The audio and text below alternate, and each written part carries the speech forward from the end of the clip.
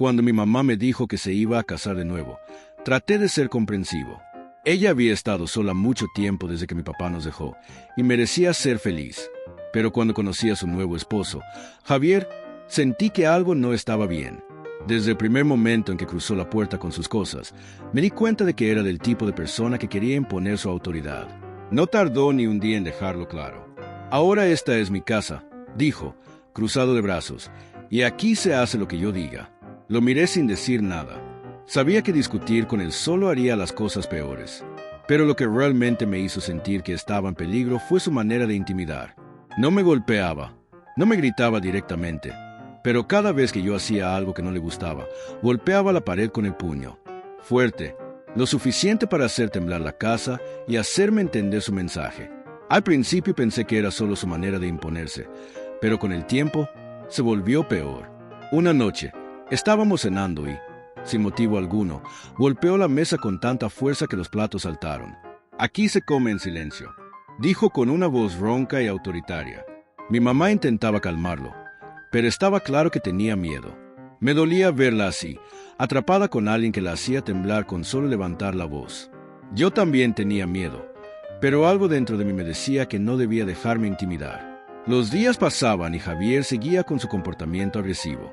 A veces se paraba en la sala y encendía el televisor a todo volumen, sin importarle si yo estaba estudiando.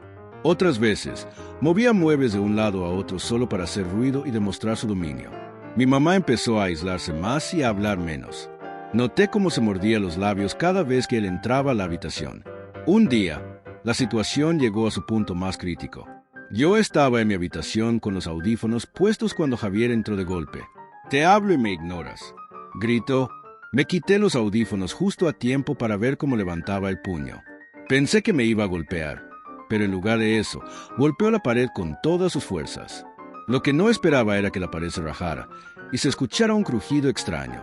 Javier retrocedió, sorprendido, y de pronto, un pedazo del muro se derrumbó, dejando al descubierto algo que nunca imaginamos, un hueco en la pared con una caja metálica adentro. Javier, aún sorprendido, sacó la caja y la abrió. Dentro había fajos de billetes viejos, documentos antiguos y una llave. Mis ojos se abrieron como platos. Mi mamá llegó corriendo por el ruido, y cuando vio lo que pasaba, se llevó las manos a la boca. «Esa caja era de mi abuelo», susurró. Él siempre decía que había escondido algo importante en la casa, pero nadie lo encontró. Javier, codicioso, intentó quedarse con el dinero, pero mi mamá, con un valor que nunca antes le había visto, se interpuso. «Esto no es tuyo», dijo con firmeza. «Y tampoco esta casa». «Ah, ¿no?», bufó Javier. «Yo soy el hombre de esta casa y todo lo que hay aquí me pertenece». Mi mamá lo miró con una expresión de desprecio que nunca le había visto antes. Parecía que algo dentro de ella finalmente había hecho clic. Agarró la caja y la sostuvo con fuerza. «Lárgate, Javier. No me voy a ningún lado», espetó él, acercándose de manera amenazante. Fue entonces cuando decidí intervenir. Tomé mi teléfono y, sin que él se diera cuenta, ya había llamado a la policía. «Te sugiero que te alejes de mi mamá», dije, tratando de sonar más valiente de lo que me sentía. «La policía está en camino».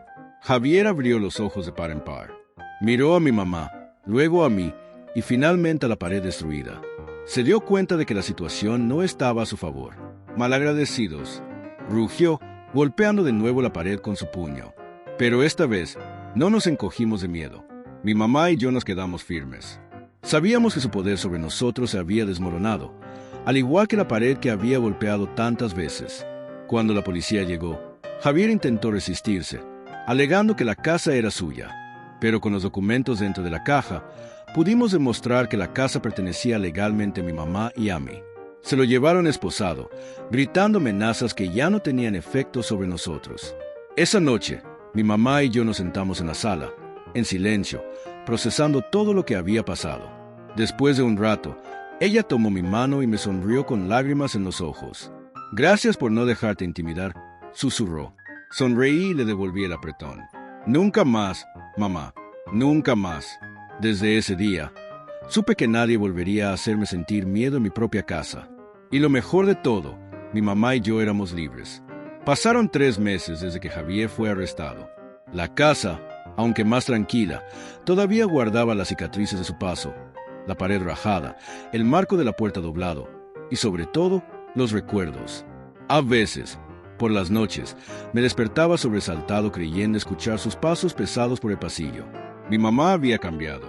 Se veía más segura, más firme, pero aún arrastraba el miedo en los ojos. Habíamos empezado a arreglar la casa poco a poco. Pintamos las paredes, cambiamos los muebles del lugar y hasta sembramos algunas flores en el jardín. Era nuestra forma de recuperar el control, de sanar. Un día, mientras revisaba la caja que habíamos encontrado en la pared, descubrí algo que no habíamos notado antes: un compartimento falso. Dentro había un pequeño cuaderno, cubierto de polvo y atado con una cinta. Lo abrí con cuidado. Era un diario, el diario de mi bisabuelo.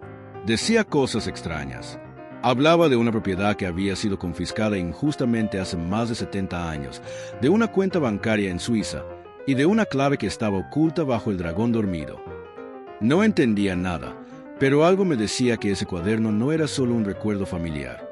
Le mostré a mi mamá y decidió contactar a un abogado. Mientras tanto, intentábamos seguir con nuestras vidas, hasta que recibimos una carta. Era de Javier. La habían enviado desde el penal donde estaba detenido. No la abrí enseguida. La dejé sobre la mesa 3 días, mirándola como si fuera una bomba a punto de estallar. Finalmente, mi mamá la abrió. Dice que va a salir pronto, que solo fue arrestado por unos días por conducta violenta y que ya está libre bajo fianza. Leyó en voz baja. Dice que quiere hablar. El miedo volvió a apoderarse de mí, pero esta vez algo era diferente. Ya no éramos los mismos. No éramos las víctimas silenciosas de antes.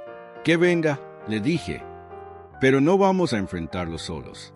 Llamamos a nuestro abogado, a la policía local y activamos una orden de alejamiento. También instalamos cámaras de seguridad. Y yo me preparé mentalmente para lo que pudiera pasar. 2 semanas después, Javier apareció. No entró a la casa, pero se paró frente a la reja, con su camisa arrugada, la barba crecida y esa mirada oscura que me helaba la sangre. «Esa caja es mía», dijo. «Sé que encontraron algo más». «Lo sé». Yo salí al porche, mi mamá detrás de mí. «Ya no puedes intimidarnos, Javier. Esto se acabó», le dije con firmeza. Él soltó una risa amarga.